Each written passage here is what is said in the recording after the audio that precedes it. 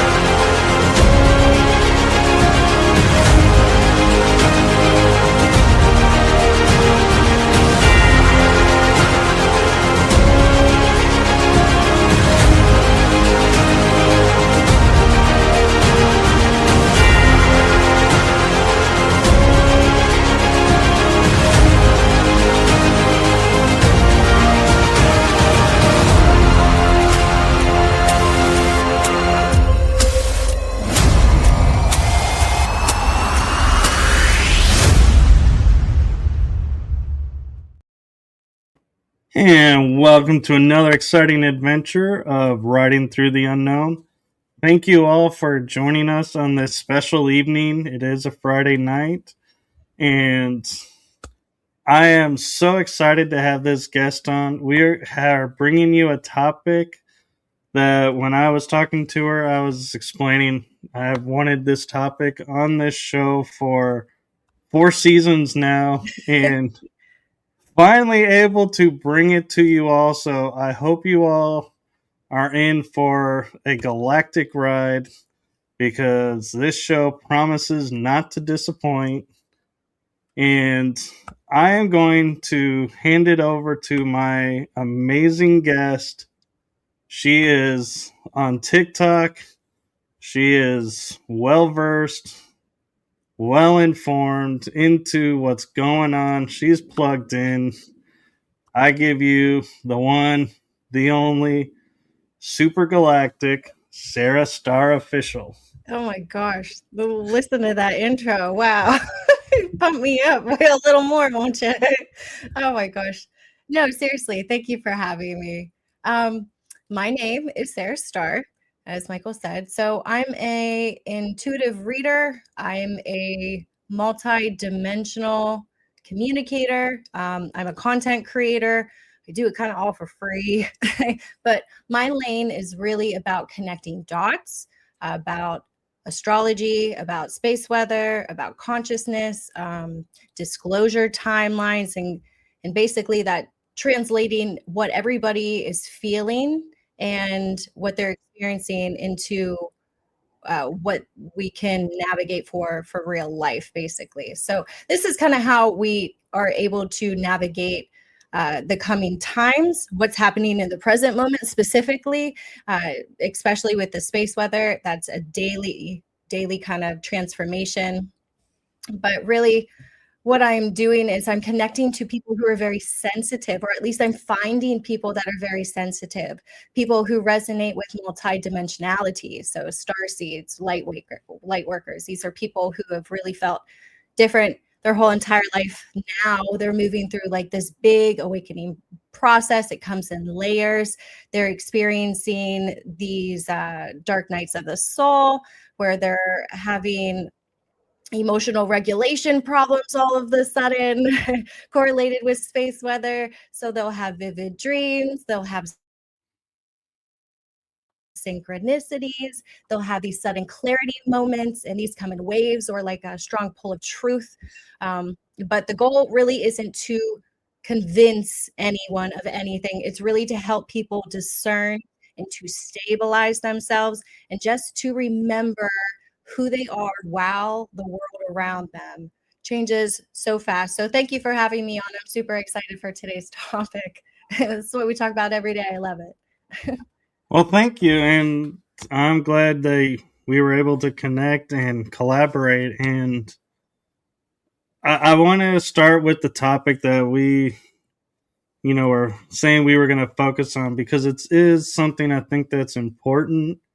but it's hard to find people who are well versed and can actually explain it. And in watching your TikTok videos, I felt like you were the best person to do this. And so I am curious how you got into watching the space weather and how you connected the dots to Well, how it impacts people.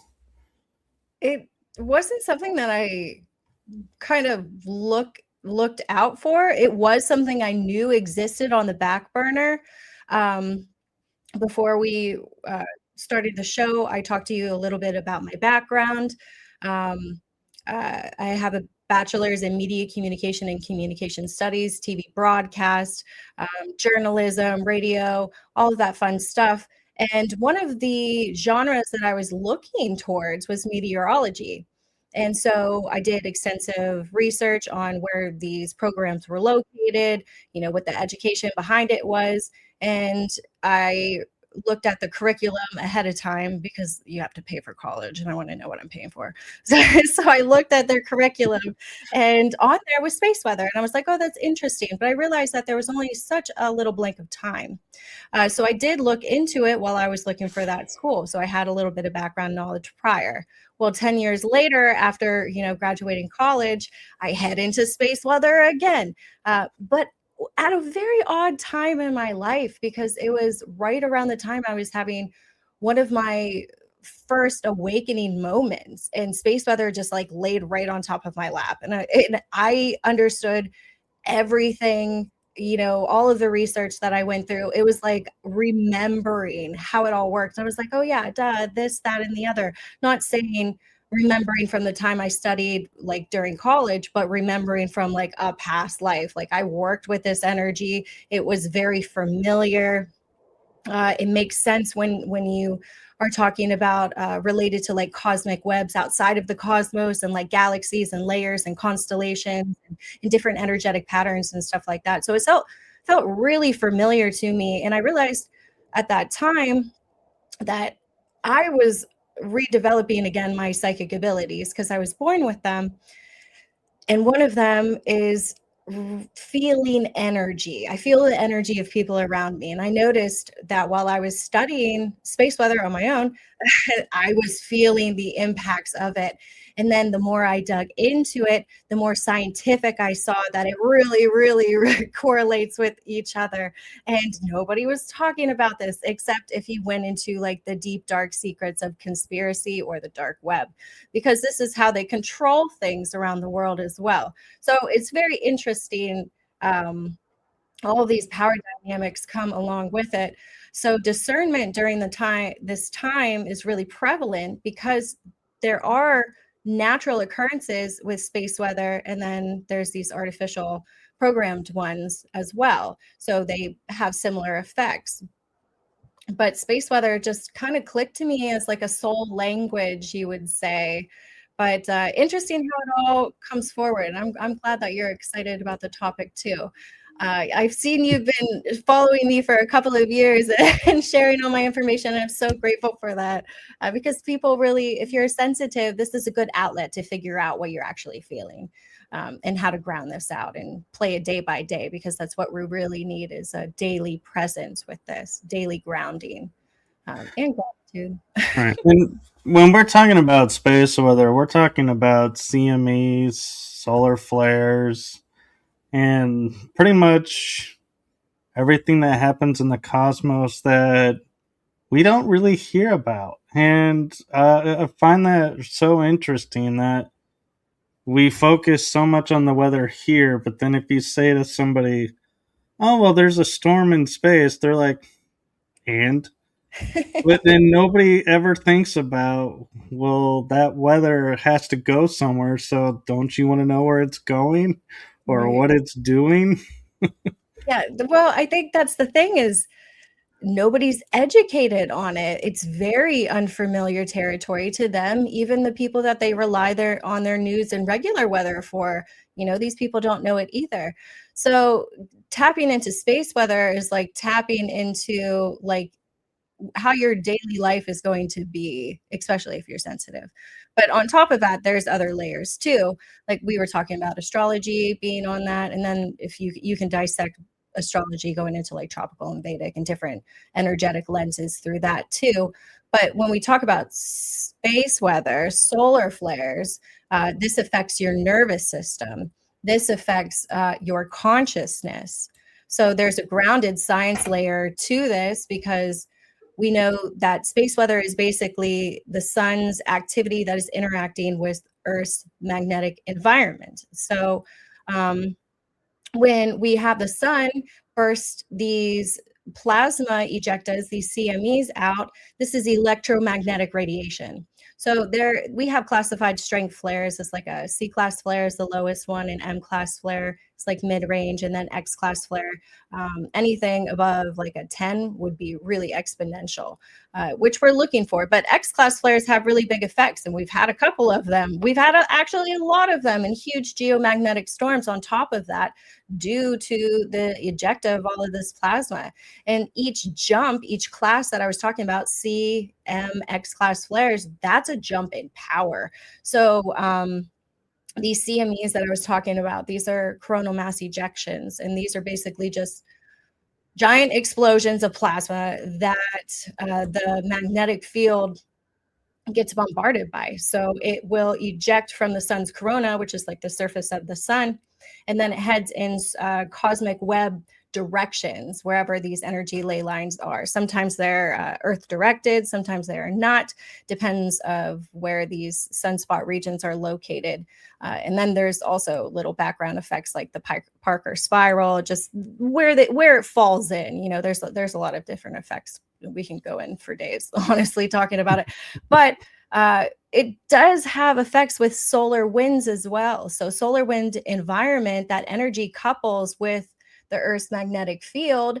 And when that happens, those geomagnetic storms come in. And we've been seeing us get into G5 categories. That's extreme geomagnetic storms. We're getting auroras that are coming all the way down into Texas.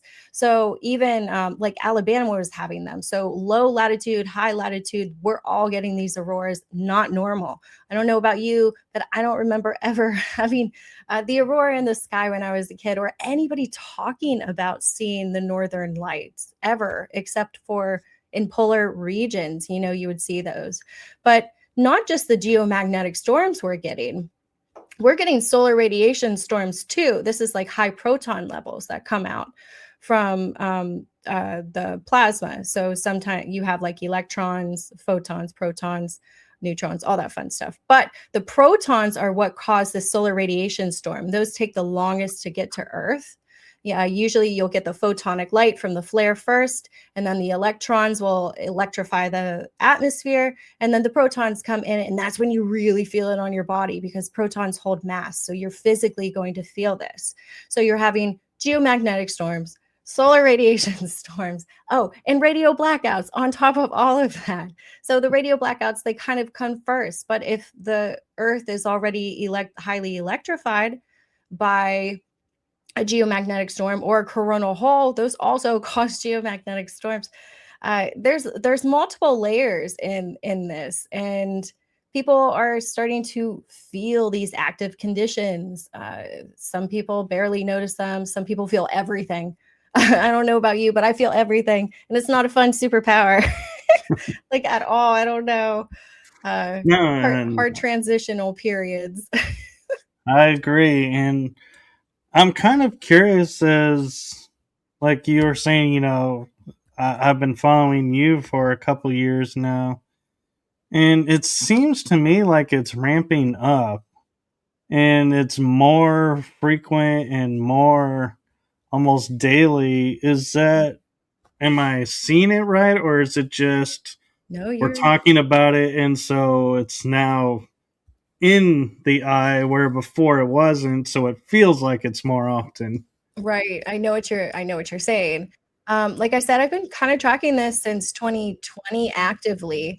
And we are in a solar maximum period, which is like an 11-year cycle, but there's a bigger cycle that's on top of that. So that's why this is really important, because we're in an age of disclosure where this solar maximum is one of the more potent ones that we're having. And like, we're having more of a weakened magnetic field as well. So that's why these are stronger effects.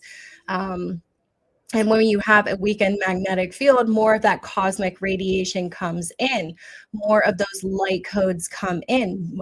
They activate dormant DNA without, like, you know how you have a certain light spectrum? Well, this is what this radiation does. It's in an invisible light spectrum, but it's physically it's doing stuff, it's doing stuff. So they come in different waves. So there's like delta waves, there's theta waves, alpha waves, beta waves, gamma waves. So we're looking at least with Earth, having 7.83 hertz kind of Earth beat like heart. And that's linked to human consciousness as well. But that's like that theta wave. But what we're experiencing now with the solar flares is this gamma wave radiation. So we're looking at like 30 to 100 hertz. And these are like spikes. And you can track this through different modalities on the Schumann resonance as well. And this is linked to a lot of high level integrity and tension. So you're going to get these aha moments when we have higher solar radiation that comes in on these peak days. So you're not crazy. This is very new information. This is like new age information that even scientists, they don't even know what they're looking at wholeheartedly unless they see the whole picture. But what this does is, like, the theta states that we are constantly in, that's very dreamy, that's very emotionally processing kind of states of mind. This is where the subconscious is surfacing. But then we have those bursts of gamma, and that's the clarity, that's the pattern recognition, that's the sudden insights, like I said, the aha moments. And these come during different cycles. And this also has to do with astrology and moving through like those different energetic cycles. Like I said, I can feel energy. So there's different layers that are on top of this. So if you have wild dreams or old memories that are resurfacing, or random emotional detoxes, like you're crying and you're purging and you don't know why, or like you suddenly see something, like in one day, you're like very high clarity all of a sudden. So it's your system that is sensing these invisible outside energetic factors, and it's creating these stress points on your body inside of your nervous system. Because it's invisible doesn't mean that it's not affecting you, just because you can't see it, like Santa Claus, you can't see it. Is it there? Well, he's not. But there's layers, like I said, there's physical recalibration layers, there's emotional purging layers, mental rewiring, like, phases, there's energetic sovereignty layers. I would say, like, that would be the ending point when you get to a certain point where you have a clear intuition or stronger boundaries because of these little integration beats that you go through. But they come in phases of intensity, and that's not so fun. Like, at all. Not fun. Right, and yeah, it does get taxing on the body. And with that in mind, we talk about how certain space weather can affect the nervous system. Yeah. And it also cause like blood sugar to go up and be like, and the stress levels to go up. And if so, what can people do that are sensitive to this to kind of pull it back and ride the wave, so to speak, easier? Yeah, that's exactly something that we need to tackle as well, because we have to have a common antidote for what we're feeling, especially if nobody's on board with like cymatics yet. So the natural way that you can eliminate or lessen the symptoms of what you're experiencing is really connecting to nature, And also this has to do with each person individually. Like if you're looking at your chart and you notice that you have barely, let's say your chart has a lot of fire elemental modalities to it, and there's barely any earth, you physically need to go outside all of the time and start grounding yourself, because there's nothing there to ground yourself. So this does go individually, but just grounding yourself in general, because that is going to take that excess energy out into your meridian points. You can either touch a tree, you can use your hands. These are meridian energetic points. You also have them on your feet. So grounding barefoot, that cycles that energy out, and it provides you to clear those chakra systems, or at least anything that is stagnant within your body. Same, like say you have a chart that has like a lot of earth, it will do the opposite, a lot of earth and no air. Well, to get anything started with you in action, you need to move your body. There's no other way. How do you create a spark? You have to move it. So adding a walk or a salt bath, something with Epsom salts, taking a warm shower, hydrating, add electrolytes or a higher pH level balance, something that's going to sustain and rehydrate you at the same exact time. You want something, not Dasani water that has added salt and minerals to make you, love it more, I guess. Nobody drinks it. But anyway, you also want to start looking into a little bit of breath work. You want to slow your body down. That creates your nervous system thinking, or at least trying to switch it into thinking that it's safe. If you talk slower, or you move slower, or you do things with slower intentions, your body will just naturally start going into a safer mode. Reducing caffeine, obviously, switching from like a regular coffee into like a mushroom coffee, something with lion's mane, that's going to keep your memory very, like yourself, very focused, or cordyceps in that.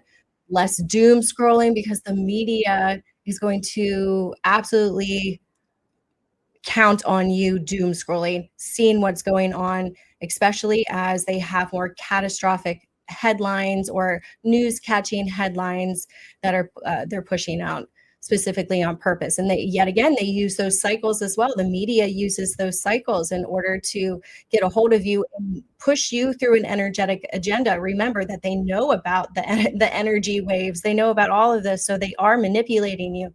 Don't think they're not. So a lot of different things that you can do, but you really just want to get your body moving, start journaling, start looking into what your dreams are telling you, what your body is feeling. You really want to stay more in the present moment. That's what this whole process is about, is staying in the present. Don't get freaked out or carried away with what is coming. Don't get torn away by what has happened.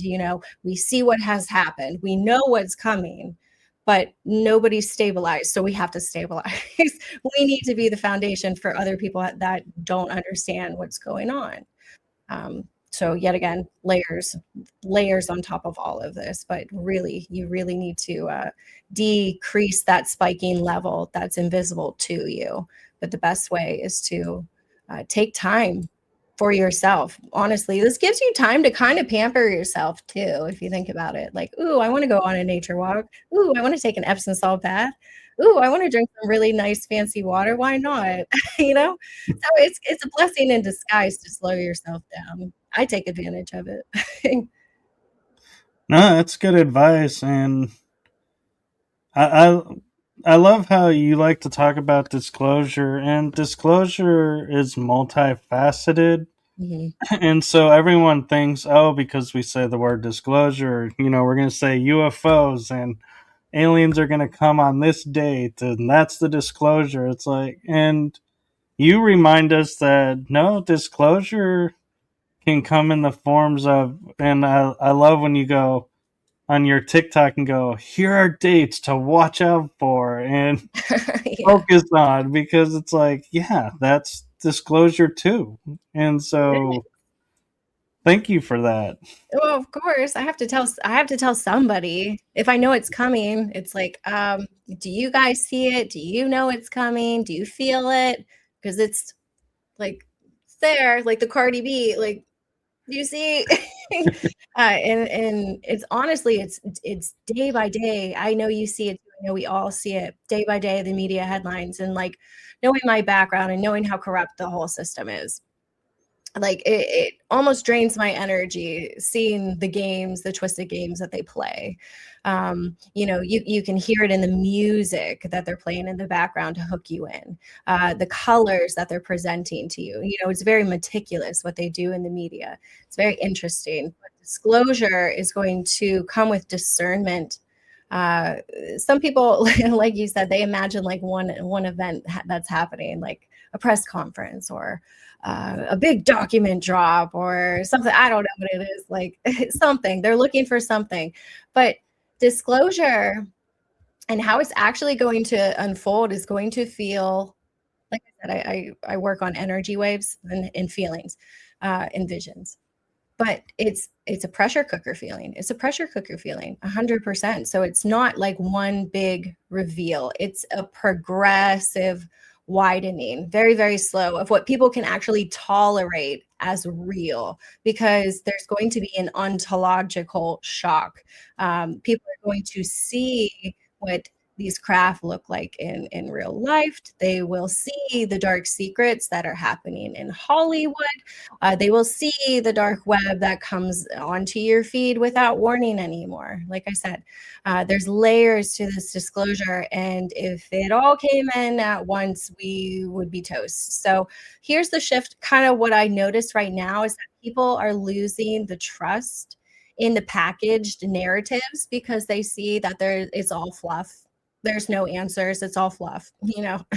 And then when that trust really collapses, that's when people start looking for patterns instead of the same stuff that they have been fed. So disclosure isn't really just about aliens, although it's a huge part, huge part. And disclosure is really about who controls the information.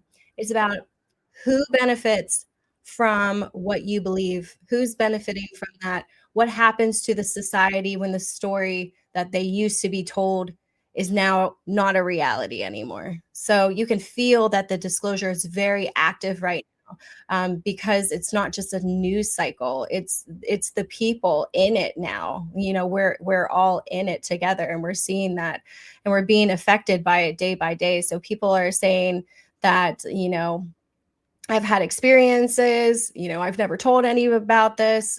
They're talking about these controversial issues that they should have, kept hush hush. People are stepping out of positions of power all of a sudden.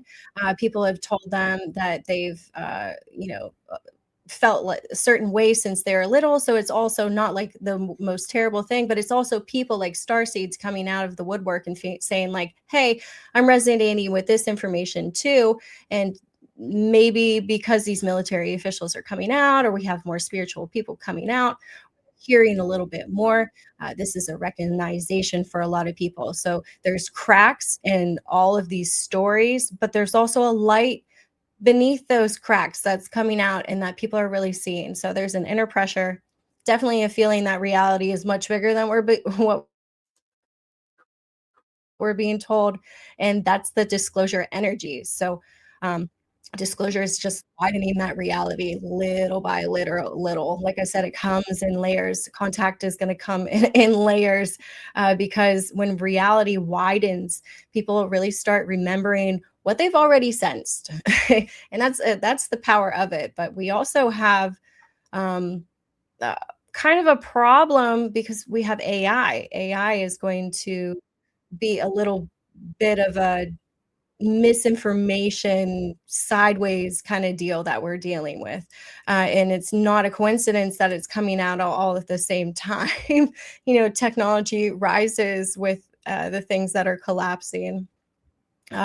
Discernment is really going to be in the age of information. We're in the age of information right now, I feel like, and your platform gives people like me a voice to spread these type of at least acknowledgments, or like I said, I connect the dots, so maybe I can help connect a dot.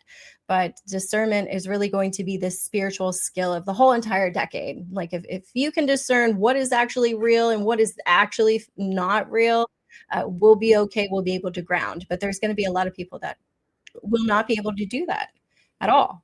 So we kind of almost have to hold their hands. That's okay. That's okay. We were there once.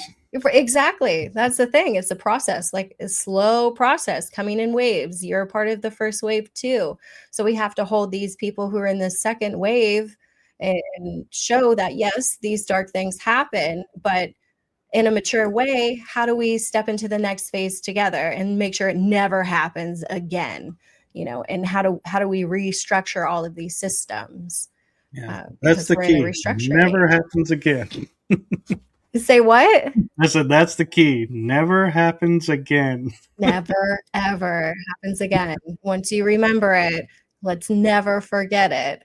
And that's the thing. So the AI on top of it, that's going to really be, that's going to put a foggy face on top of everybody.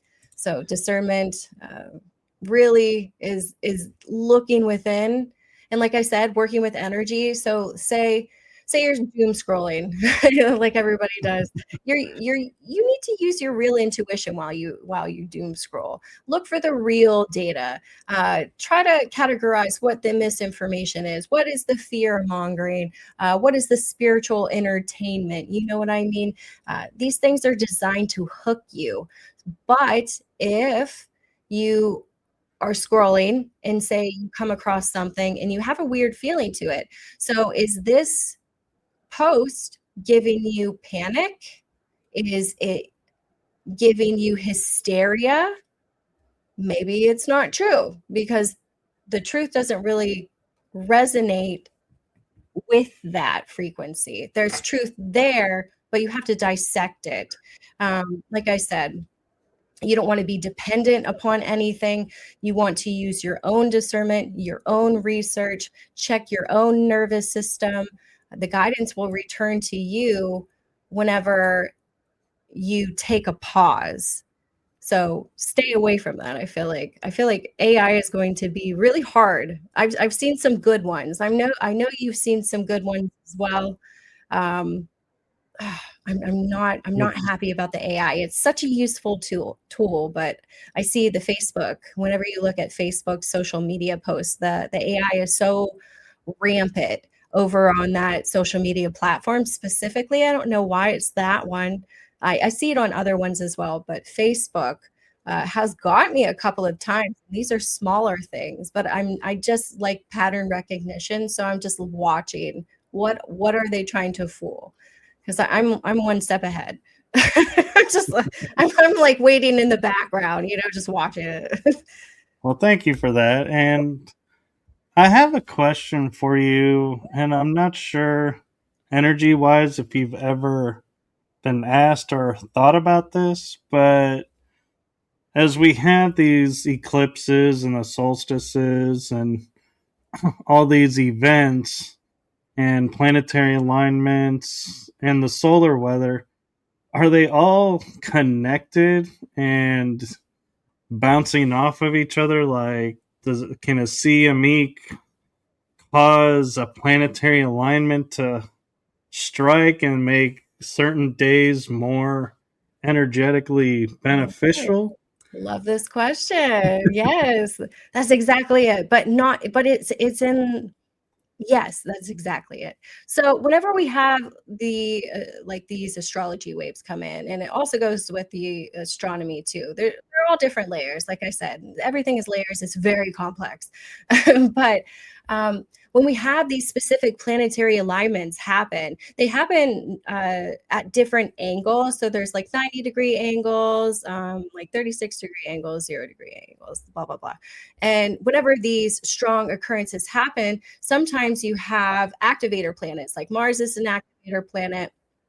And then whenever we have like these different loops and alignments, sometimes these cause triggers with the sun expelling these CMEs. And we've tracked them specifically this year, 2025 into 2026 now.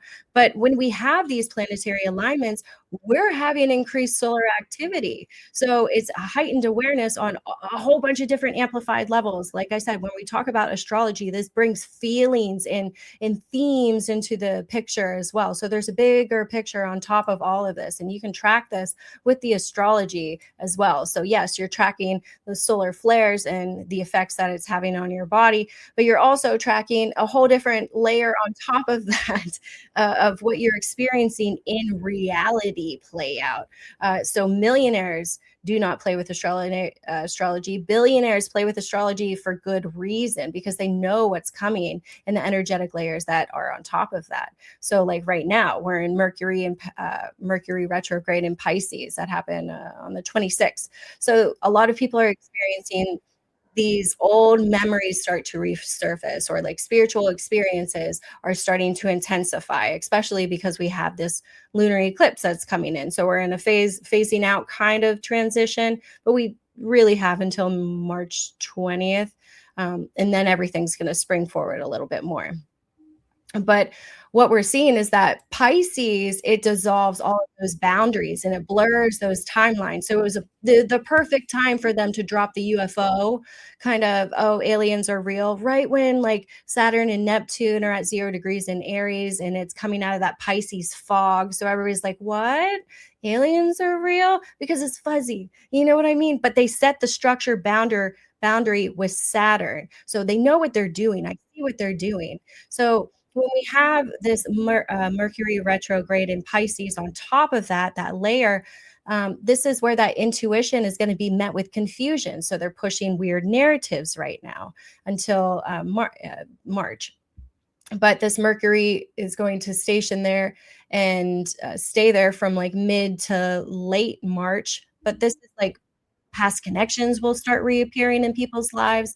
This is where technology is going to start misfiring. So you're going to see glitches with AI and media companies. You're going to see psychic impressions. Those are going to start increasing. So we have, when we talk about Pisces in general, Pisces is ruled by Neptune. So during retrograde periods, this is like the illusion versus the truth, or like fantasy versus fact. That's what we're seeing in the period we're in today. You know what I mean? So spiritual insight versus like the delusion of spirituality. So like Chopra. How do you say his name? I can't say Deepak his. Chopra. Yes, that man, that gentleman. Yes, this man is like held on this pedestal and now it is crumbling. So we're seeing spiritual narratives crumble. We're also seeing that they don't want to open the UFO files because of religious reasons. So why would that be? So there we go. The illusion with the truth, the fantasy versus the fact. Why is it there? But it's crumbling and people are starting to see through it. So something feels magical and grounded. That will be a good sign. Flow with that. But if something feels very magical and destabilizing, that's going to be the hidden agenda. So you can pull yourselves out of these by like these energetic connections that you feel in your body when we go through these transitions, like today. So this retrograde really, I would say this retrograde specifically isn't really about chaos. It's really about the clarity through the review that we're getting. We're getting a reviewing period and a tiny bit of rest, especially with the sun. It's been quiet. I'm grateful for it. Although we have that one region coming back around, it was 4366. That was giving us all those X-class flares. And it didn't produce a geomagnetic storm or actually anything really from it. So it was really surprising. But right now, I mean, we even had a 2-day period where we had no sunspots on the sun, but we had a large coronal hole. So that was interesting. So yes, solar flares, astrology layers, all packed on top of each other. What we're experiencing now, major headlines are changing in 2026. It's all going to start making sense once you use that superpower of discernment.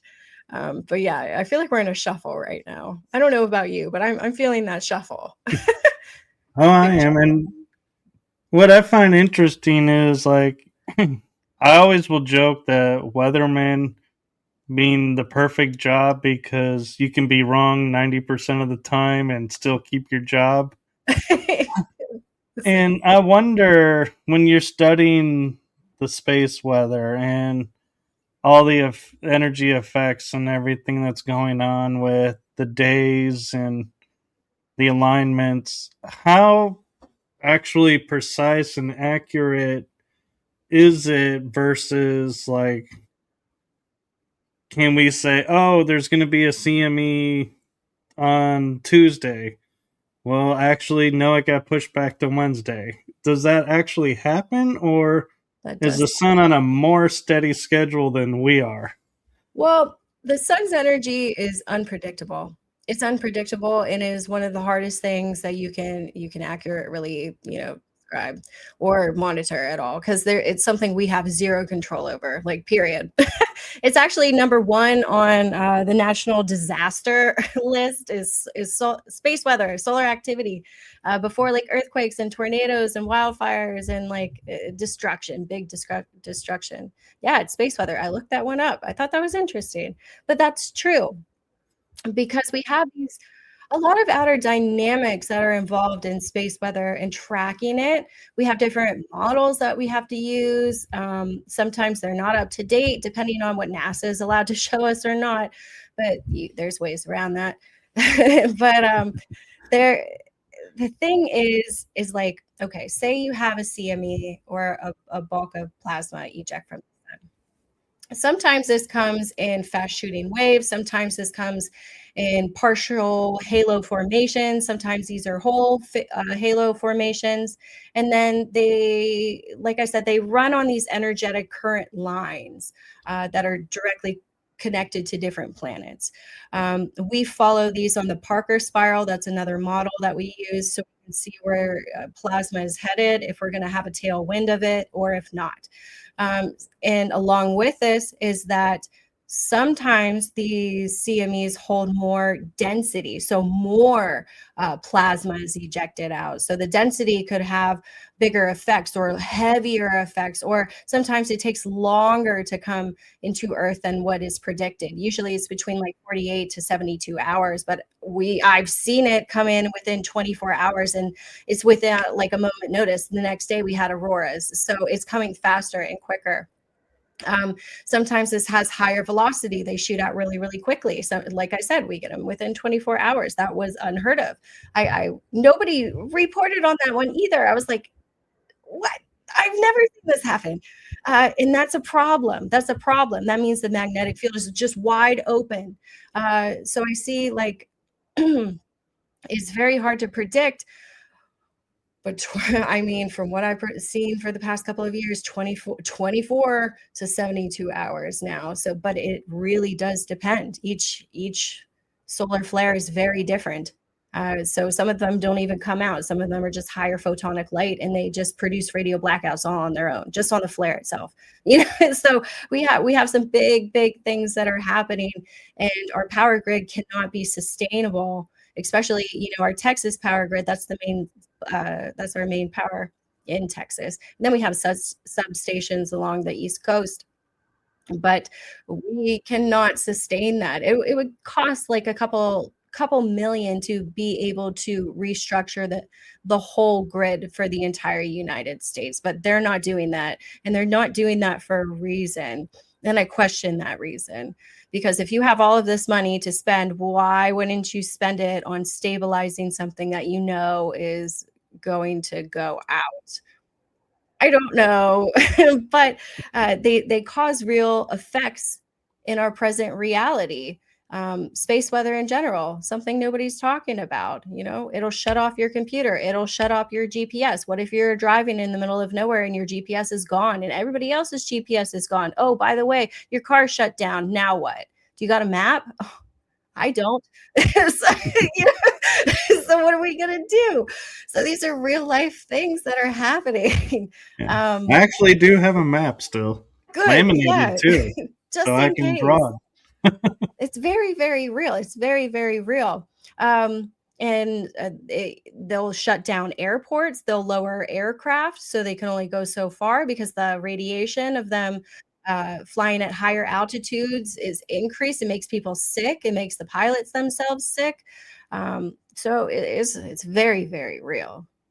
We should talk about it. Oh, wait, we're talking about it.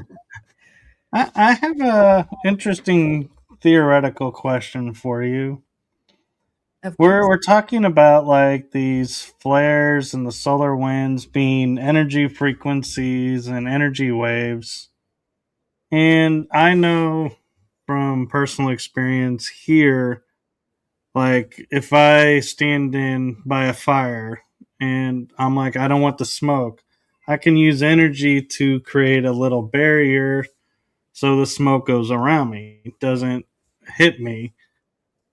Can that work on the space weather side, that the people can sit there and like go, hey, we're gonna put a shield around the planet so you'll Oh, I bounce see what you're off? saying. Or is it, enough people can say, hey, we're gonna put a protective field and bounce the energy? Or is the sun's energy just so much so that the most we would do is, like, instead of a category like X, like you were saying, we made it a M, just diminished it a little? Something smaller. So you're saying, can we put or can they put energetic barriers upon themselves to protect themselves from the sun's radiation? Is that what you're Can we, saying? as like people, being energy ourselves, can we put up energy shields to protect Oh, our areas yes. and ourselves from these impacts? Yes, that's it. Well, here, you ask a very complex question. I think you know that. I think you know that. How do we answer this correctly with all these things? Okay, so yes, you can. And that's what we're doing. As grid workers or people who can hold energy frequencies, we can stabilize the planet, but we can only do it for so long. Lineages hold it down for us, so it can be kind of a permanent deal. But what happens is that there's this false light matrix that is created over, I know this sounds crazy, it's created over Earth. It goes in these different patterns, and that is kind of what is dissolving. So the sun's light codes can penetrate through different layers, but it goes through there's like this energetic boundary point that we go through in the photon belt, which is also kind of what we're going through our solar system in general in this sector of the galaxy. So it's higher photonic light that comes in, plus the sun's solar maximum coming in, so extra solar activity on top of all of that. So it diminishes this false light matrix that these extra or interdimensional races put on the planet. And when that happens, yet again, that cosmic energy comes in. Sometimes that's too hard to handle. So, what we have to do as human incarnates that are energy frequency carriers, holders, we create a frequency grid that can stabilize the positions alongside interdimensional beings that are also helping stabilize the poles. Because when the solar maximum happens, what happens with the sun is that its magnetic poles shift. And when that happens, our magnetic poles start to shift. So if we can stabilize all of this together, then we won't have as catastrophic occurrences on the planet, because it's happened in the past where the poles have flipped and everything was gone. This was the floods with Noah, the mud, everything was gone. So, and that's kind of why they're here now, is we're trying to stabilize it so it doesn't happen again. So yet again, it's waking everybody up, getting them on these frequencies, whether they know it or not, doesn't really matter. We're stationed all over the place for a reason, to stabilize across the globe. I know that sounds crazy, but I know you asked that for a reason. Oh, I did, because my next question is that why the star seeds Yeah. are waking up and being so many versus in the past being like one maybe on the west coast, one on the east coast? Now it's like, oh, there's like 400 on the west coast Yep. and 600 on the east coast. Now it's like, Listen. did they wake up and activate and arrive because they knew this was coming, and so to create a barrier. Right. And a lot of people, they don't even know that they're these souls. They're just doing the work on their own without even knowing it at all. So, like I said, when we go through these photon belts with higher photonic light that comes in, more of these solar data codes come and integrate through brainwave patterns, through your body rhythms, and it's just a natural occurring waking up process whenever you do it to a planet specifically. So it's supposed to be, like I said, in waves, so it's tolerable, it's more digestible for everybody. But yeah, we're waking up little by little in order to stabilize. But there's these processes that happen, and the ones who have the higher dimensional souls are the ones that wake up because we already have more of the light coming in. So we're like, oh yeah, there it is. And it's just a very familiar feeling. And they start researching and looking for a community or a reason why they're feeling the ways that they're feeling. And then we all just kind of come together. And the faster we all come together, the quicker we can get this over with. But I don't know. It seems like a very slow process. There's still the second wave that has to get over a lot of the shock. They're still digging in the deep, dark rabbit holes. The third wave doesn't really know what's going on. I see they want to fight still. They'll come next year, but we're working with the second waves right now and stabilizing them because we don't want them to burn everything to the ground. That would be I just Counterproductive. I know. I see a lot of them doing it though, and it's unfortunate. It's like I want to say don't do it, but I see them doing it anyway. Ugh. Right. And one question I have for you, since you watch the skies a lot and everything, is what would you interpret if, for example, I can go out pretty much any month and I will see Orion in the sky, clear as day. And I'm like, and I know Orion is not always stationary, that it moves around. So how is it that I can go out monthly and see Orion full bore in the sky center With Orion? Well, Orion is like a mutable and cardinal sign. So it's not a fixed sign. So it does move around, but we all move around Polaris. Polaris is like the main point. So like whenever you die, you're going to go through Polaris because that goes straight to source. But around that, we have different layers. This is when you go into like more astronomy. So there's like layers upon layers, and this is where you get into like the archetypes and where you're going to get into different dimensional origins, but it's not like mainstream known yet. So it's interesting that you're asking that question. I love that you are because that's what it is. That's how the dimensional origin. So it goes into like these constellations. They come down in layers and we don't have access to them. But Orion is a mutable cardinal sign. So like the fixed signs, that's like Taurus, Leo, Scorpio, Aquarius, they're always going to be there in the sky at a certain horizontal point. But we do move around and our axis changes. So when our axis changes, we experience the fixed signs where they're supposed to be, but then we have like these mutable cardinal signs that are just like moving around. But it's very complicated. You ask very complicated questions, but I love that you ask them. But yeah, it's more of like, did you ask about Orion specifically? Why? I kind of want to know why.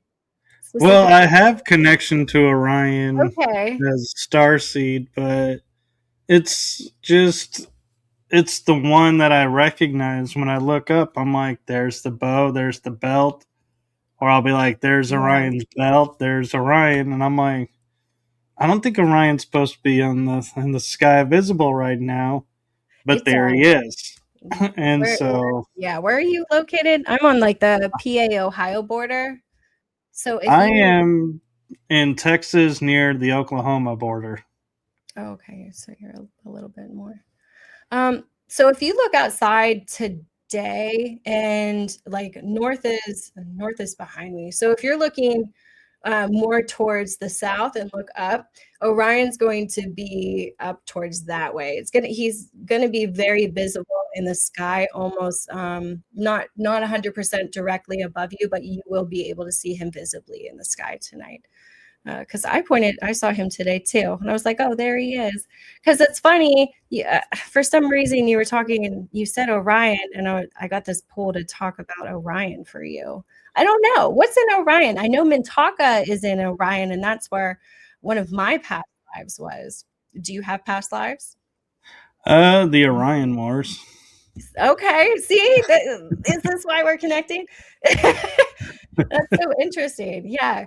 Orion is really often associated with like polarity lessons. So, like, traits with like deep shadow work, people who are very analytical thinkers, people who are truth seekers, you know what I mean? So now again, these are like those archetypes that I was talking about. These are archetypal frameworks, energetic like frequency layers on top of that. So where your soul resonates with these different locations is often, that's a past life synchronicity. You're looking at it for a reason, you're feeling different for a reason, or you have like this strong pull to these places. But each star seed identity is spread so far across that they all have different traits that are associated with them. Like you said, the Orion Wars, it was absolutely crucial for them to leave the planetary systems in the higher dimensional, like the higher what is this, higher area of the Orion constellation, because below the belt, that's where like the reptilians are, some insectoid races, and then a lot of the gray races as well. And then they were taking over where the belts were at. So Mintaka is that ending belt line. If you're looking from left to the right, it's the furthest one on the right. And that planet was taken over. That was one of the water planets. And then you have in the higher constellation of Orion, that's where like there's a melting pot, like a big melting pot of different species and races over there. But they're higher dimensional, they are part of the Federation as well. And so the Orion Wars was absolutely devastating to the whole constellation itself. Millions of different species and races perished. Planets were exploded. There was refugees that had to take refuge in different constellations like the Pleiades and Sirius. Some passed away, and they didn't go back to those constellations at all. They went further. But when we talk about different star seeds, there's different perspectives, different energetic layers that are on top of that. I just thought it was really interesting that you were talking about Orion. Well, if you think that's interesting, you're going to really love this next question then. The moon. Now that it's visible in the day, because I remember it not being ever visible in the day growing up. But I can go out and like yesterday saw the moon. Today, no moon. Tomorrow may not be a moon. I saw the moon today and yesterday. It's up there. That's what always is like interesting me now, and why I think a lot of times like it's an artificial construct up there, because how can it be visible one day in the sky and then not visible the next day, visible, maybe not visible for 2 days, and then visible? It's like random when it shows up. Well, I haven't seen that, but I have heard it, and I have seen it a lot on other people's videos where they're experiencing this. Now, it doesn't happen in my reality, but that doesn't mean that it's not happening in other people's realities. We're not on all of the same timeline. So people could be experiencing these things a lot differently than when I'm experiencing them. So I'm not saying anybody is crazy or wrong, because you're right. The moon, there is holographic moon technology, but the moon is also very real, and it has very real races that are on there with different agendas, including us. We have a base there. We've had a base there. But with the moon, that's an interesting question because that's something I've been thinking about and pondering is the dimensional reality or the timeline reality of everything, different perspectives. Why are people seeing it and recording it and we're not seeing it over here? Like you said, you didn't see the moon, but I saw the moon today. I saw it during the daytime too. Um, and you're right. I don't remember ever seeing the moon during the daytime when I was a kid. I can honestly say that, like at all. I don't remember the northern lights and I don't remember the moon during the day.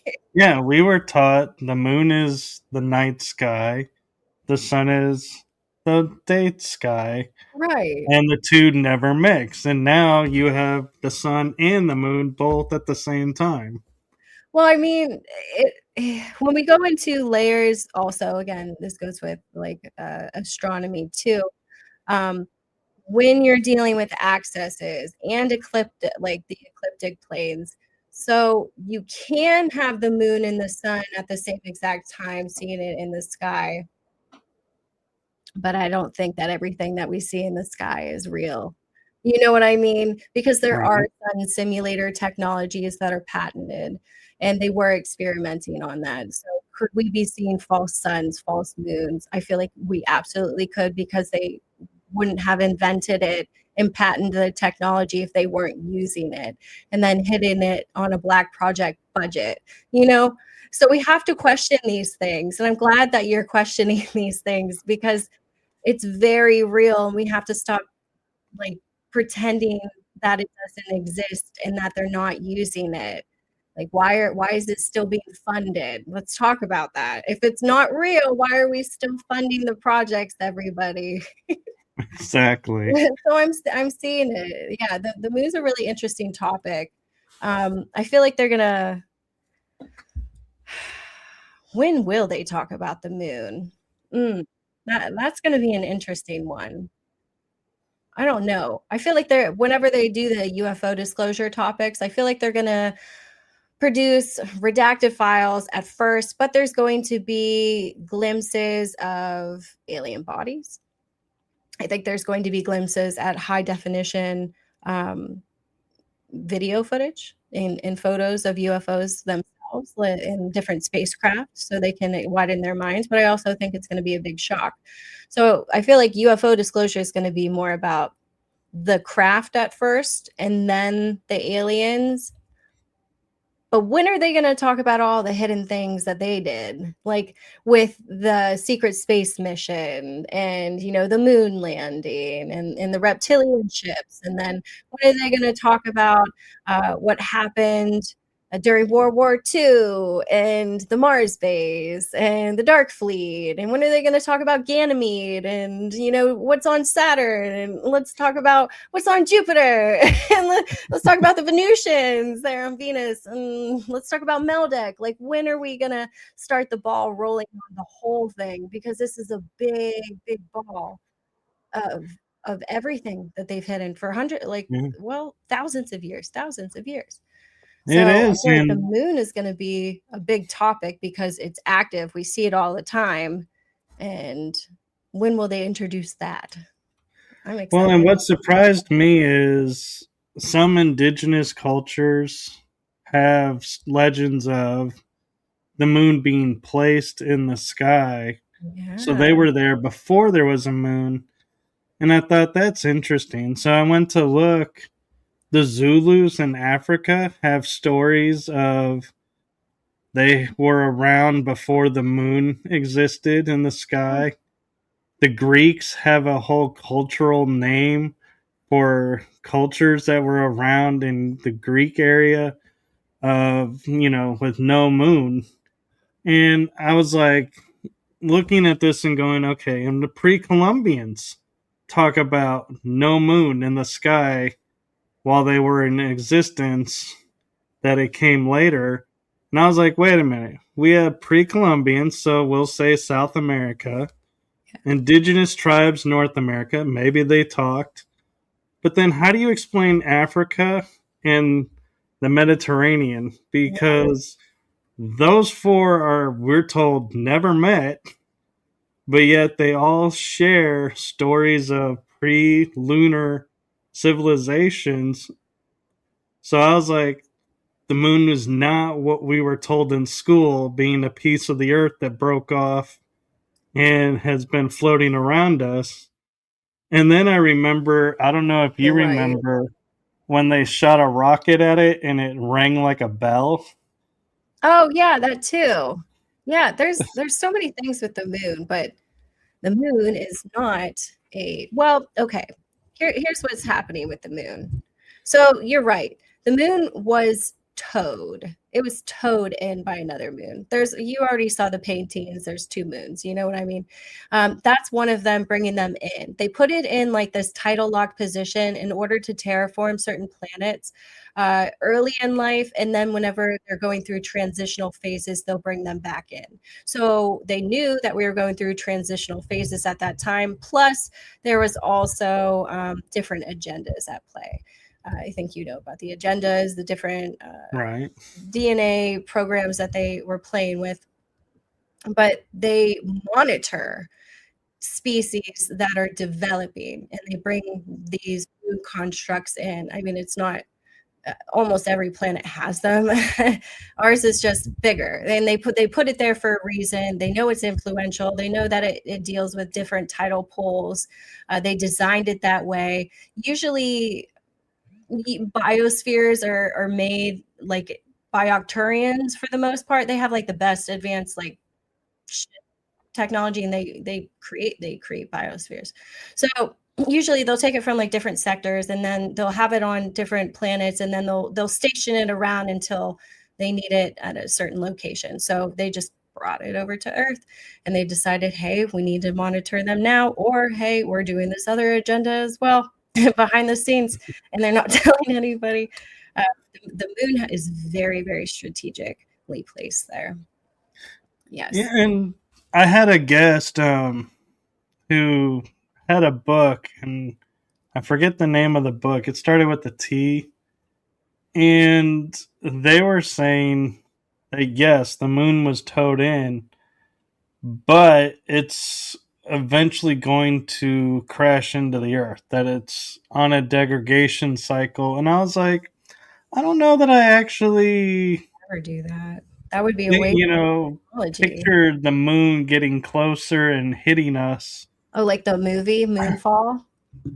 Well, it could be like that. And then I look at where they show we're not in a circular orbit, we're actually in a spiral chasing the sun. I've seen that That's image. interesting. I've seen that. What do you think about that with all that you do? Do you feel like that's more accurate, or I think that's more accurate because we are in this spiral developing, because that's just the framework of source. It goes in a spiral. That's just the natural occurrence. It goes into these geometry shapes. So us going around the sun or going in they go in cycles, like I said. So there's just this natural formation of us going around a lot of different things. But there's also dark matter and stuff that has different influences too. So it's just very broad topic. I was like, I should have dissected this a lot more. So many I don't layers. know. Well, and the one thing that caught my attention about space when I was a kid was I looked up one day and there was this like bluish line across the sky in the horizon, and someone goes, "Do you know what that is?" And I said, "No." They go, "That's the Milky Way." Oh yeah. Isn't And that I was like, in my mind, I go, "That can't be the Milky Way because it's a straight line across the sky." uh-huh. Science tells us if we're in something, you can see it to the left, you can see it to the right, but it cannot be a continuous line. So if we saw the Milky Way as a continuous line, do we leave the Milky Way? We're on we're kind of towards the outskirts, which is why we're more isolated and why we were able to be taken over more easily in this sector of the galaxy, because we were alone. There's planets here that are terraformed in this sector, but not as many as the other clusters going towards source. Those are higher dimensions. There's more there. So to come out into the density of the 3D place that we're at, we have to be so far out. But what you're seeing, like the Milky Way, yeah, it's everything's a spiral. But what you don't see the whole thing. So it's like what you see in the sky, it's like half a bend, but it still goes all like it's a circle or a cycle, galaxy spiral. Okay, because I was, yeah, my mind was like, yeah, this is the entire length of the Milky Way galaxy. Oh, There's no not the whole way I thing. can be seeing it in its Yeah, entirety because we're no. supposed to be in it. That's just like a tiny, like you see a tiny arm, like a tiny arm of it. It's huge and it's infinite. Um, and it just goes on. It's so expansive, but I love the feeling of it. Like whenever, I don't know, whenever I feel like when I talk, I feel energies. So Right. when we talk about the expansiveness of space and then just where everything is located, like there's just these little energy pockets that happen. And then with the dark matter as well, these are what your human eye perception cannot see. So it's dark, that's all. But it's actually like it's colors you haven't seen, brighter, higher dimensional. And we move around these sectors too. So they have little energetic bubbles around them that protect certain areas. But our sector of the galaxy, like I said, we're on that outer skirts of the arm. So we were left alone for a little too long. And they came back and they said, oh no, what happened to our experiment? Should we toast them or should we let them ride it out? And they're letting us ride it out. But they're going to help us. They're going to help us, but they're going to let us ride it out. Yeah, and You're going to help. I'm going to help. so where do you see in 2026, with it being the year of the fire horse and obviously more sun activity, which I'm kind of wondering if there's a coincidental connection there, Yeah. being that we're in a fire horse year and there's more activity on the sun. But is that going to impact like all the galactic star nations out there and their abilities to come here and interact with us? Is it going to make it easier, harder? It What do you makes see for it easier for 2026? them. Yeah.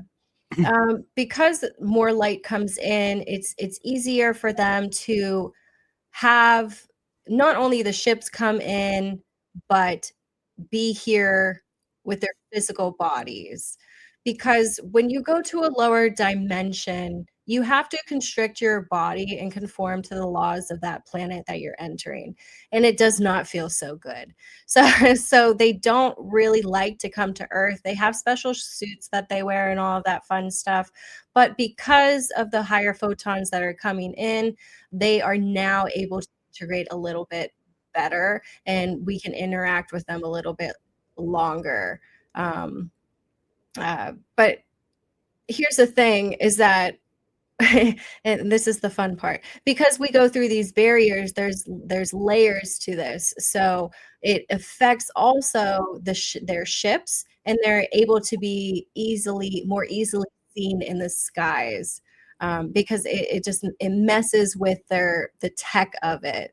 um, so that's going to be really interesting in 2027. So like the tech malfunction. So say you have a rainbow ship that is trying to hide itself as a cloud. Well, you're going to see it as a rainbow ship and not a cloud anymore. That's what I mean. So it's they're doing this on purpose. They know that this is happening. It's really exciting for them as well to be a part of this as much as we want to be a part of it as well. So they're coming here with really good intentions, but they're giving us room to breathe and to be able to take those baby steps on our own. Because we ultimately have to give them the okay to move forward and make contact. But yet again, this is going to go in cycles. And 2026 is really an interesting year. 2026 itself. So we have that Saturn moving into new signs, the institution pressure, Uranus shifting signs, technology. There's going to be rebellion spikes because of this. There's going to be Pluto. Pluto moves through like power centered signs in 2026. So this is like corruption is going to surface. Yeah, 2026 is not random chaos. This is absolutely a structured recalibration. They're counting on this. They want people to see that the government's have issues. There's transparency issues there. Obviously, they're fighting amongst each other because they're bummed that they weren't in the know. You know what I mean? There's financial restructuring that's happening at the same time. Technology and AI acceleration. There's going to be disclosure narrative shifts that are going to happen. Whistleblowers are going to start coming out a little bit more. They're going to be given the stage. They're going to pretty much push the military whistleblowers first because they still want to miss a military presence. They're using that theme. But there's also this religion paradigm that's going to be shifting, and that's why they're having a hard time disclosing the UFO files, or so they say, because of religion factors, because people are going to, ask the question, where are they from? Who are we? I thought we were alone. Who am I? Why am I here? Who's God? They're going to start asking these big, big questions. So religion is going to start shifting little by little. Not saying we're going to get into the whole shebang in 2026, but small details enough for them to palate it, I would say. 2026 is going to feel like like you cannot live that old version of yourself anymore, and it's just bursting out and you're done with it. So people are going to like leave their careers. Their identity is going to change. There's going to be boundaries that they're going to put in place because they're done with a lot of stuff. They're going to leave outdated systems. So they're not going to choose the same media outlets like CNN and Fox because they've been lying to them, and people are sick of it. So they're looking for people that they can trust energetically, whether they know it or not. They're looking for a frequency that they can tune into that is the truth, and that they feel safe, because their whole structure is going to fall and they need a safety net. Like I said, you got to find a safety net to like harness that nervous system. So there's going to be parallel structures that are going to be building at the same time with that foundation, which would be like you and me. So it's really not a collapse. It's a lot of pressure. It's a lot of evolutionary pressure to change. And I feel like that fire horse energy is pushing us in, that we have really big planetary alignments that are going to be happening in July, end of June, going into July. And then our nodals are going to change at the end of July, Aquarius and Leo. So there's going to be big switchbacks around that time as well. So we're in a very active cosmic window this whole entire year, from like late February into early March. This is going to be a period, like I said, about recalibration. So we're in that reviewing phase. That lunar eclipse is going to kind of take everything that we saw, like the UFO and the Epstein files and all of that, and it's going to transition it into a different phase. So we collapsed it out. We saw what's happening. We acknowledged it. Okay, cool. Now what do we do with it? Let's think of this on the back burner. And then spring forward, momentum's going to start going really, really fast for the entire next like rest of the year. So emotional releases and shifts in both individuals and collectives all on their own. So I see 2026 being pretty intense. It feels pretty intense. It's only February. Wait, is it the end of February? Yeah. And you bring up an interesting point that they're able to, with the energies right now, photonically be able to be here and a little easier. And I can't help wondering if we are raising our energies and, more people are raising their energy. Obviously, the energy of the planet's going to go up. Hence, the Schumann is going to normalize at a new level. Is that something that you think is, we are in fact raising the Schumann resonance, and that's why it's off the scale so much. Is so many people waking up and tuning into their energy and learning how to utilize it and exist in it, or is the energy going to spike up and then slam back down, and we're all going to be like, oh my god, how am I can't move because the energy is so low from where I was and I'm feeling so dense now. Well, I think it's going to shift. I don't think it's going to be one thing. I think it's going to be fluctuating the entirety of our life, until it stabilizes at a new frequency later down the line. I don't see that stabilizing until after like we pass away. I feel like there's different energy currencies that are going to happen after we pass away. Whatever those may be, I don't have access to them because they say I'm not going to okay, but they said it'll be fine. But you're right. You can We are upgrading our frequencies as well, and as we continuously do that, a lot of us are tapping into that DNA. And when we tap into our DNA, unbeknownst to us, we are tapping into telepathic communication.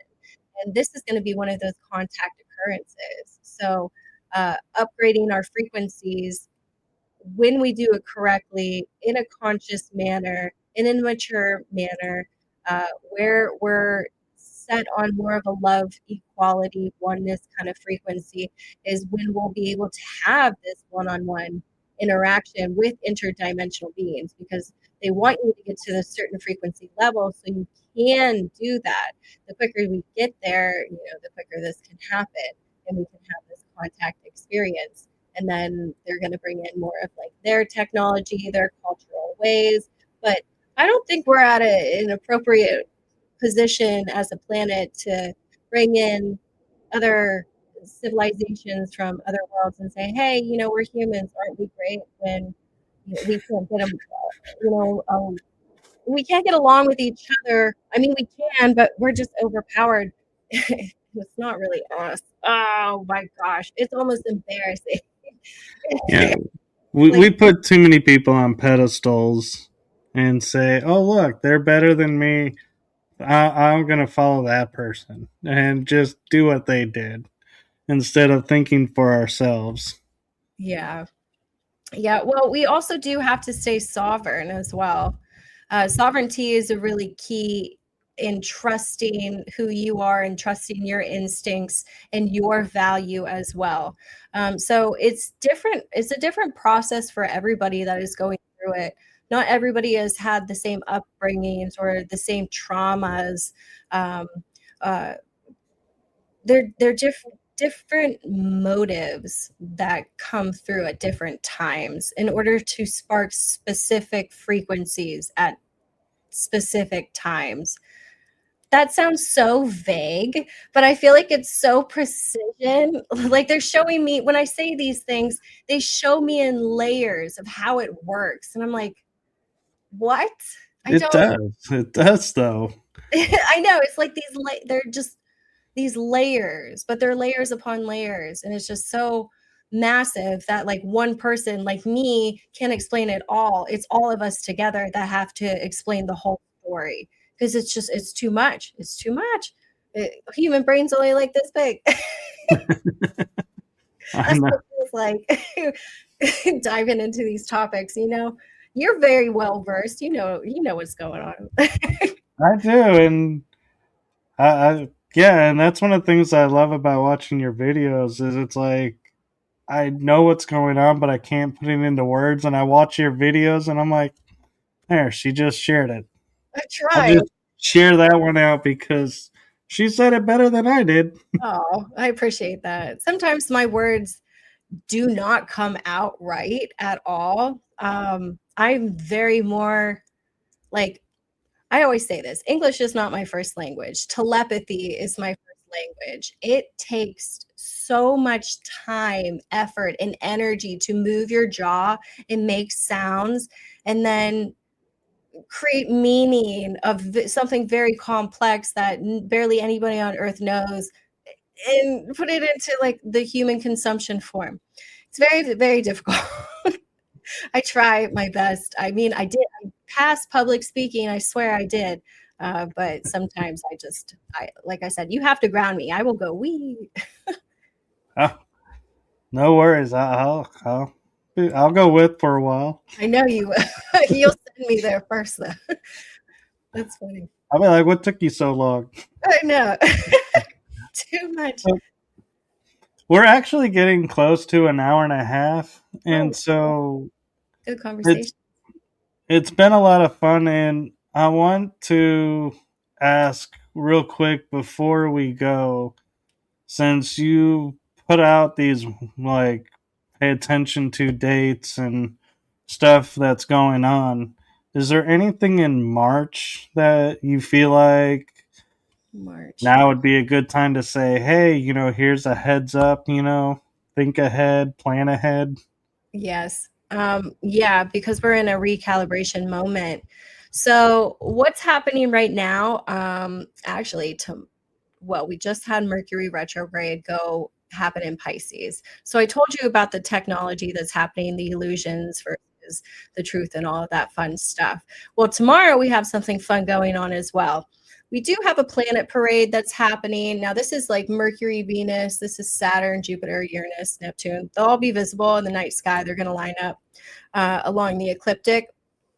But they're not all at the same degree. So it's not like the most significant planet parade that we have had, but there are energetic themes that go along with this. Like Mercury is about like reviewing and reflecting. Venus is about like your finances, relationships. So yet again, refining these type of things. Saturn's about that responsibility, that structure. Jupiter is about expanding your belief system beyond what you thought it would be. So I'm seeing like there's a strong sense that humanity is just standing at a threshold right now, and they are in a review period before they're allowed to go into the next step. So after this planetary parade, we're going to jump into this March energy. And March energy is a lot lighter than a lot of the other months. So I am going to welcome March. I really am. But the days leading up to this eclipse, which is on Tuesday, on the 3rd, you're going to feel this emotional pressure build up. So this is not going to be the most fun time. Because people are often going to feel very restless. They're going to feel very introspective or nostalgic. There's going to be emotional sensitivity that is coming out. They're going to feel more intuitive. And then when we go into that blood moon lunar eclipse, that's going to be in Virgo. So Virgo is really about like your daily routines and like work and organizing and mental clarity and like your physical well-being. So this is going to be a very supercharged full moon. Full moons already bring in cultivation and emotional illumination. So this is going to become more of a ending cycle from what that solar eclipse brought in, which was the epiphiles and the UFO disclosure. So this is going to close all of the emotions that were in that window and set what we're doing for the next schedule. So that Virgo moon is organizing. Okay, we're marking the end of this. Now we're going to organize what's coming up next, and we're going to do it in a sustainable way. But we're going to have this strong urge to declutter. So people are going to want to go and comb through the files. It makes sense. So it's like reorganizing things in order to make room for something that's going to be beneficial coming through. So people are going to have body sensitivity during the lunar eclipse.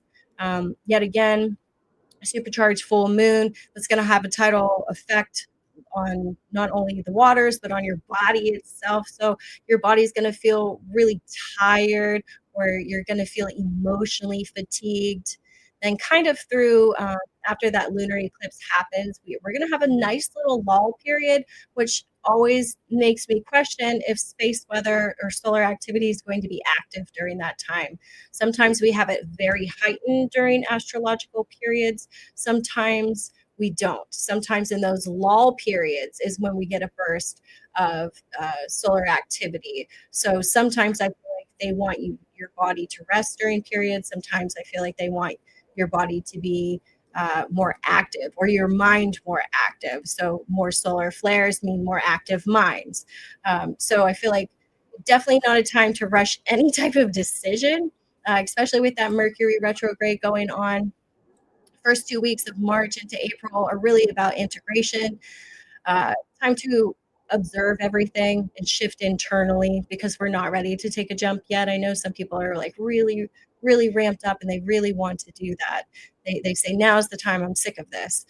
Wait for a second, because that's going to blow over. If we react now, it's not going to be as monumental as if we were rebuilding and realigning and had all our shit together, you know? So wait for a second, reflect, realign, release all of that stuff, and then we're going to rebuild, because we have some big triggers that need to be released individually, collectively, of what's going on. And then in the coming weeks, it's about restructuring that process again, being emotionally more introspective, opening yourself up, because we will ultimately be faced with crossroads again.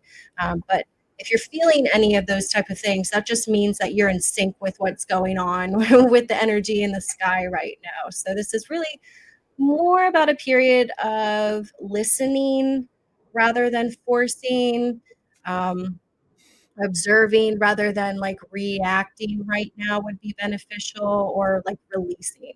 You don't want to suppress or cling to anything. You really want to release it. And the more you stay grounded, the clearer the guidance will become, I would say. So I feel like that's what's going on in March. Like probably the more low key month.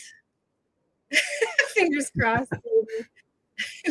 Well, thank you. And real quick before we go, where can people follow you? Oh, yeah. So you can go either to my TikTok, my Instagram. I have a YouTube, a Facebook. I have a Threads, sarahstarofficial.com. That's SarahStarStarr. I can't even spell my name. Sarah Starr Official. Or you can go to my website, sarahstarofficial.com. I do natal chart readings. I do starseed origin readings. So it's like I look at a close version of who you are, your energetic signature, what your karma is. If I look into your origins, I look into your primary, your secondary. I look into timeline activations that are coming up. Just trying to recalibrate people, trying to find them on the right path. It looks like everybody is looking for who they are in this moment, because everything is changing right now. So if you have been feeling that, you are not alone. If your nervous system is loud, stabilize it.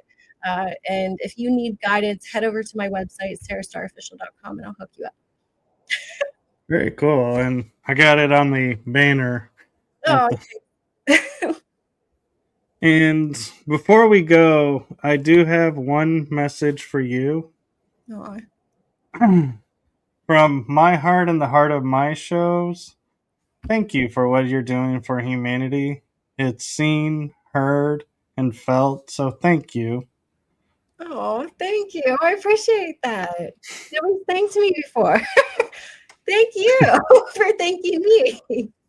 Oh, thank you. I appreciate And thank you for this collaboration and really all that you do, because you are like a bright light in everything that's going on. And it. Oh, there are times that I'll be sitting there going, what in the world? And then I'll come across your page and I'm like, oh, I feel so much better now. Even though I Taylor. didn't fully listen, I'll be honest, I probably listened to half of something because it gets a little over my head, but I'm like, okay, I feel better. I feel Good. I have a handle on it now, so I'm in a better space. So thank you for doing that. No, that's the whole reason why I'm here. I want to people to feel safe and feel grounded and understand what's going on, because there's not many people in the world that are talking about this right now. And if I have the platform to do it, and I have the skills to do it, and the knowledge to do it, and the communication to do it, I guess I'm supposed to. So I'm just gonna keep going. Yeah. That's the job. That's the mission. Keep going. And hopefully we'll have you back on again because you have so much to share. We barely hit the tip of the iceberg with all that you have. There's a lot to talk about. You know it. There's so much. Can't just be me. You too. You have good questions. You have great questions. Well, thank you. Of course. And so, with that, we are going to say goodnight to everybody. Have a wonderful weekend. Enjoy the last 2 nights of February. Yep. God, can you believe it's only 2 nights left? I know. We only have 4 weeks in February. It blew my mind. I figured that out a couple of days ago. I said I'm running out of numbers to cross off. Oh wait, there's only 4 weeks. I literally lost time. I'm not gonna lie. I totally lost time, like a whole week and a half. I don't know where it went or what. I don't know. I'm gone. What I think will be the hardest thing for people is when February goes from 28 or 29 days to its original 30 days. I know. People will be like, wait, block. we have an extra day. How did we get this? This is not fair. I know. I wonder when they'll fix the calendars. I was asking that, I was asking that a couple days ago. When, not in our lifetime, I don't think they're going to fix the calendars, but I wonder when they will switch them back. I wonder. Yeah. I don't know. And somebody said the lunar is a 12-month calendar, and I was like, there was a 13th month calendar. What happened to the 13th month? And like, oh no, it'll be 12 months, 30 days. It equals out to the exact number for our year. And I'm like, really? So we never needed that 13th month? That doesn't seem right. It would all be a solid block and everything would work out numerically, but there's also hidden layers when we talk about switching the calendars and the energies. And that would be a whole different topic to talk about. But we can go there too. There you go. Show 2. Yeah, that's a good topic. That is. Well, thank you again for this collaboration, and thank you to everybody who's watching. And please like, subscribe, and follow along. And I normally don't do this, and this is something new for me. And let me see if I can find it. They move stuff around all the time on here. Is if you like my show and you're want to support it, there is a QR code in the corner where you can donate. And I don't get paid for doing this. Sarah doesn't get paid for doing what she does. So any support you guys can give us, from liking our posts and sharing our stuff out to help with the algorithms, to donating money, all of it is greatly appreciated. You all are who makes this possible. We could sit here and talk to ourselves and it'd be fine, but you're really who we're doing this for, to help. And so just want to offer that out there for everyone. And be sure to like, follow, and subscribe Sarah as well on all of her platforms. I guarantee you will love her videos. She does very high quality videos. Thank you. I try. I do. I attempt it. It's important. Thank you for having me on. I really appreciate you giving me a voice, and people like me a voice. We really need to collaborate again, for sure. Yeah, so I'll be in touch with dates, and we will set something up. And with that, we are going to say good night, and we will kick off the outro. Good night, everyone. See ya.